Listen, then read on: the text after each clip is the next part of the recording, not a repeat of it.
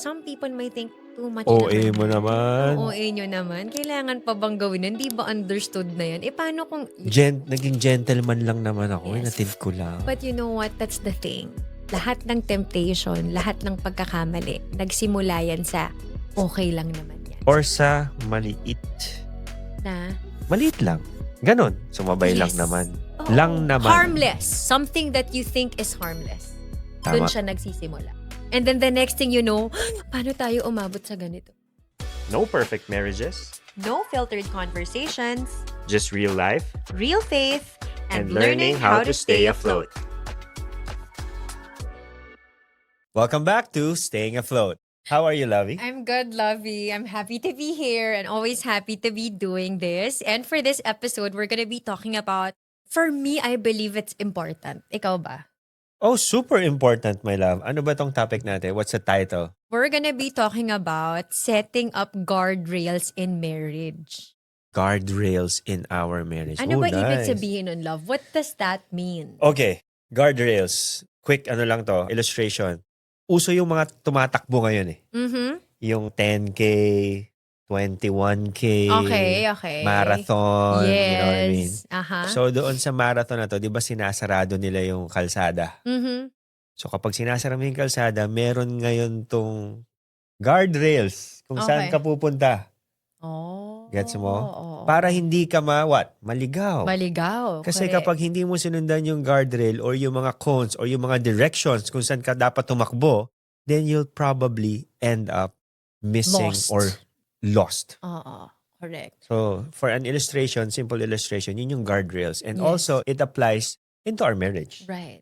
Ako naman, ang tingin ko sa guardrail is very simple. Alam mo yung pag-aakyat ka ng Baguio. Okay. O, diba? So, pag gumaakyat ka, di ba pagka yung zigzag na may mga bangin yan sa gilid eh.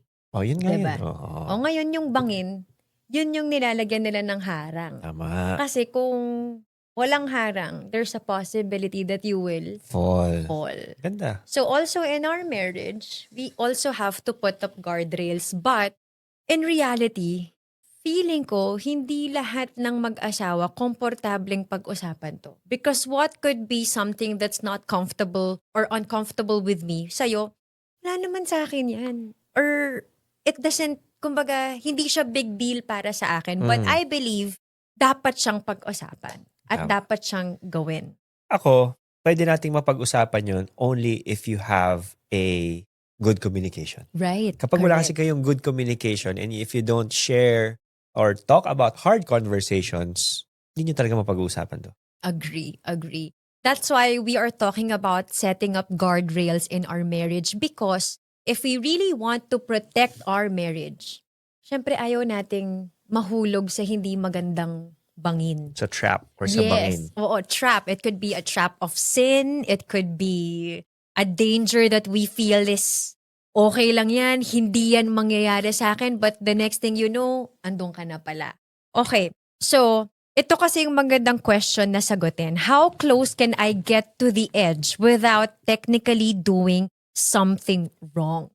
'Di ba? Hanggang saan ba ako pwede maglakad na parang feeling ko hindi ako mahuhulog? And I think maganda yung explanation mo dito, Lovey. Alam mo yung pinapanood natin ng mga parang yung umaakyat. Umaakit sa mga buildings.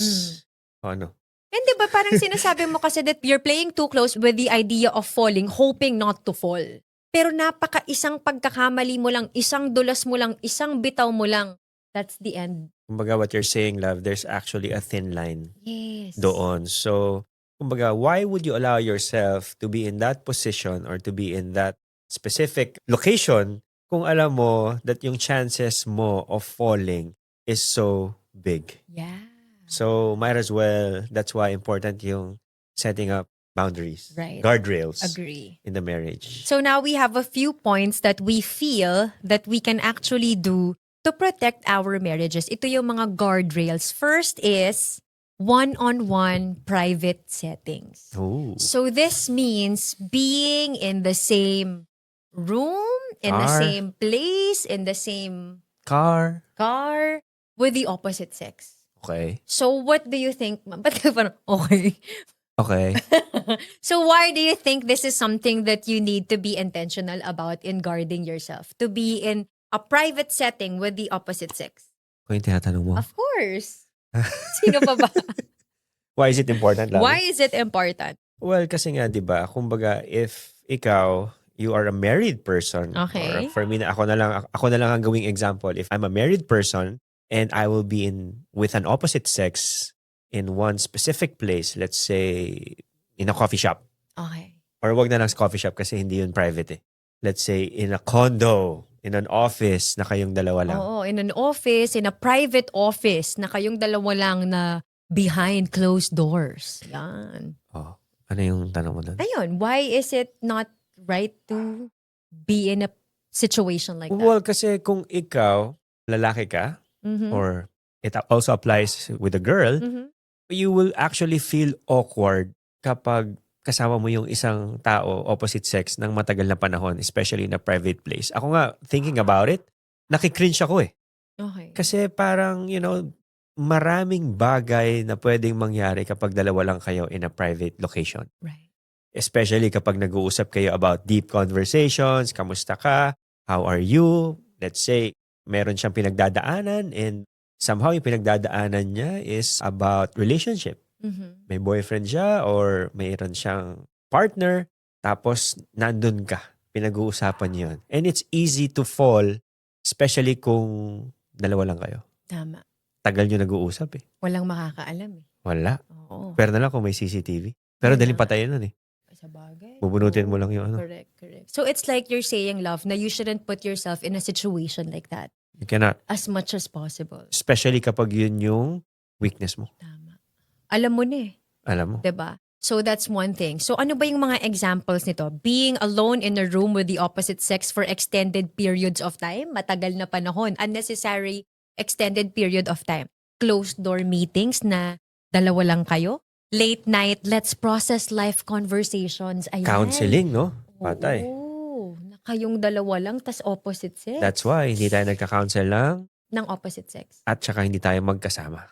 Oo. Kung hindi man tayo magkasama, ang kina-counsel ko, lalaki din. Oo. And But then meron the akong wife. kasamang isa pa Yeah. to have For a witness accountability. and Yes. accountability. Correct. Private hotel room meetings for work. Yan yung mga somehow not so safe. And I think we also talked about this, Lovin, na parang, okay, let's just say wala naman talagang mali siya. Trabaho lang talaga. But what if somebody else sees you? Patay. Na may kasama kang iba. Umakyat kayo ng elevator in a hotel kasi magmi-meeting kayo doon. Pero paano kapag may nakakitang iba? Anong iisipin nila? Or gusto mo ba na mapag-isipan ka na may kasama kang iba? Kasi hindi mo naman mapapaliwanag yun. Uy, kaya ito kasama, hindi to date Ano, meeting to, work to. It's hard to explain that. Saka mag-explain especially- ka pa. Ayaw Oo, mo parang mag-explain. bakit? Correct. So yes, that's our first guardrail. Avoid being in a private space with the opposite sex. Next, ito na yon, love. One-on-one car rides. And I believe it's a rule that we have that we should not do or we should avoid doing. So, bakit ba, love? Kasi, okay, what if ganito? Umuulan, malakas ang ulan. Tapos, uuwi na, medyo late na. Ngayon, yung katrabaho mo na opposite sex, nahihirapang kumuha ng sasakyan or wala siyang way to go home, magko-commute siya. Anong gagawin mo? Hindi ako uwi. Hindi ka uwi. Hindi ako uwi. Joke lang. What will you do? What will I do? Mas problema yun pag di ka Oo umuwi. nga pala. Mali. Uuwi ako. Uuwi pa rin ako. Pero, provided, kaming dalawa lang ba? O, Well, kunwari, nag-uwian na lahat ng mga office mates. So, Tapos dalawa na parang, nga lang "Uy, kami." dalawa, syempre, dalawa na lang. Kasi kung grupo, wala namang problema. kung diba? may budget naman ako, paggagrabin ko siya. Lilibre mo. Libre ko. Or, pag wala akong budget, angkas ka. At least nakauwi ka. At least nakauwi siya, di ba? Oo. Pero kung talagang wala yung options na yon, Mhm. siguro what I would do is probably call you. Love, dito ako sa office. Kasama ko si kung sino man. Tapos wala siyang, sasabihin ko yung situation ko. Mhm. Siguro yung gagawin ko, magvi-video call ako sa'yo. Kung wala talagang choice. Or like, usap tayong Or tatlo. naka-video call tayo, isasakay kita dun yung cellphone ko dun sa passenger sa harap. O dyan ka, o tas andun siya sa likod. So, Dun saan ka. siya uupo? Sa likod, Sa syempre. likod. Ilan ka namang sa harap. Andun ka, andun yung cellphone. Ha? Ha? Tsaka may mga gamit ako dun. Hindi Oo. pwede. And I think that's also something that's safe to do. Not because we want to be OA. Alam mo yun kasi yung medyo, dito sa guardrails. Some people might think, Too much OA naman mo yan. naman. Ang OA nyo naman. Kailangan pa bang gawin yan? Di ba understood na yan? Eh, paano kung... Naging gentleman lang naman ako. Yes. Natid ko lang. But you know what? That's the thing. Lahat ng temptation, lahat ng pagkakamali, nagsimula yan sa okay lang naman yan. Or sa maliit. Na? Maliit lang. Ganon. Sumabay lang Yes. naman. Oo. Lang naman. Harmless. Something that you think is harmless. Doon Tama. siya nagsisimula. And then the next thing you know, paano tayo umabot sa ganito? Diba? So yes, one of the things that we've learned is that the passenger seat in front, that's only meant for your wife or for your spouse. Yung reyna lang daw ang mauupo doon. So if any other woman or man will have to ride with you, they sit in the back. Okay nang magmukhang Driver. Okay lang yun. diba? Kesa sweet lover. Patay. Nangahawa na ako sa kakornihan mo, my love. So, that's the thing. Next is, eto love, digital guardrails. Uy, Cellphone. Social media. Ayan, medyo malaki yan today. Why? Because normally, sa panahon na to, ang mga affairs daw, hindi naman na nagsisimula sa physically. Nagsisimula na yan sa mga DM. Nag-innovate din Oo, syempre love, nag-adjust din. Sa chat, 'di ba? And ako love, to be honest, I'm very grateful for my husband because kapag may mga nagdi-DM sa kanya, sa IG, sa kung ano man social media, papakita na yan sa akin. And it's just funny how he does it. Like he does it out of the blue. Kunwari, nasa kotse kami, love, tignan mo to. Nasa ako naman, ano yan? Mga nagbe-message sa akin. And then I go look at it, I look at the profile, lalalala. Tapos sabi parang, okay, sabi niya, wala lang, gusto ko lang sabihin sa'yo. I just want you to know that there are these kinds of messages that I receive. And I really appreciate the transparency there. Ikaw, love, anong masashare mo dito sa digital guardrail? Ano ba yung mga dapat na hindi natin tinatago sa isa't isa pagdating sa social media? Well, siguro yung mga passwords. Yung mga passwords, kasi syempre, kung gusto mo maprotektahan yung marriage mo, kailangan mong gawin itong mga necessary things. Feeling mo sometimes parang, bayan, liit na bagay. Bayan, napakasimple lang yan. Wala naman akong kinakausap dyan. Oo, let's just say wala. Pero, naniniwala kasi ako, in order for you to be probably a great leader, kailangan mo na accountability. Hindi ka pwedeng maging great ng mag-isa ka lang. You need people around you that would also guard you and keep you accountable, vice versa. Right. So, yung mga passwords niya, love, alam mo lahat yung passwords ko. Meron tayong app that, store everything. And if you have the chance to look at my gadgets, my cell phone, my iPad, my laptop, you can actually freely check it anytime you like. Right. One of the things siguro na naging practice nating mag-asawa, love, hindi tayo mahilig mag-check ng phone ng isa't isa. If there's no reason kung para mag-check, what's the point? Exactly. Because I don't feel like I need to. And because you leave your gadgets lying around everywhere, Even my you even kids. let our children use it. Yeah. So it gives me the comfort na parang, bakit ako or siguro hindi lang ako nosy na tao. Yung parang ayoko lang din siyang gawin. Or maybe because somehow, yun nga, you don't give me the reason to. But yes, it's open. These are things na hindi namin tinatago sa isa't isa. And I feel that it's so liberating sa mag-asawa, love, na wala kang tinatago. Tama. And the fact that you feel in any chance or in any part of your marriage, kung may nangyayari man sa buhay mo, o may kinakausap ka man, and you feel that you need to hide it from your spouse, that's already a red flag. Dapat doon palang maano mo na parang bakit? Bakit? The Bakit moment. hindi ko to masabi sa asawa ko? Or bakit ko to kailangang itago sa kanya? Then that already will tell you, your gut feel will tell you, your conscience will tell you na parang, maybe you shouldn't be doing that. Diba? So, transparency is very important. And yet again, as my husband said earlier, if you cannot talk about these things, if your communication is not Open. and not on the same level, bilang mag-asawa, kailangan ng maraming usap. And most of us just decide to just not say anything, diba? And that's for another topic, which is complacency, diba? But Ooh. it's very important na you communicate in a good way, in the right timing, and all those things. So yes, digital guardrails. Next, Lovey, emotional boundaries. Ano ba yung ibig sabihin yan? Ano bang ibig sabihin ng emotional boundary? Ito ba yung parang, for me, it means that I should not open up about our problems, our marriage problems with the opposite sex. Kung Oo meron naman. man akong problema, meron man akong struggle, I should go to fellow women who will understand me, who will give me good, godly advice on how to deal with it, but not to go to the opposite sex or to another man. Kasi syempre, love, you have to remember also that you are sharing deep, Intimate details. intimate details kung ano nangyayari sa. Especially, di ba, imagine mo, isang babae nag-share ng mga deepest hurts niya sa husband niya at yung kinakausap niya ngayon, lalaki. So, alam mo yun, parang doon pa lang makikita mo mali. Kasi you are opening yourself to another person na dapat hindi. And also, parang ganito siya ngayon na-visualize ko. Kunwari ako, love mo yung mga tampo ako sa'yo, diba? Tapos sabihin ko, alam mo yung asawa ko, yung mga tampo ko sa kanya, hindi niya ako nililibre, hindi niya ako binibilan ng mga pagkain na gusto kong kainin. So, sasabihin naman itong friend ko na guy, na wala namang harmless naman. Huwag kang mag-alala. Lilibre na lang kita. Lilibre na lang kita. And then next day, Ay. yun na, dadalang ka ng paborito mong pagkain. At first, there's no danger there. Baka naman thoughtful lang talaga siya. But if that is something that is lacking in your marriage and you find it with somebody else, may ibang taong nagpupuno nung need na yon na dapat sa asawa mo lang nakukuha, then that's dangerous. Pero eto yung tanong ko, love. Paano kung yung need ko na yon hindi na fulfill ng asawa ko? Anong gagawin ko?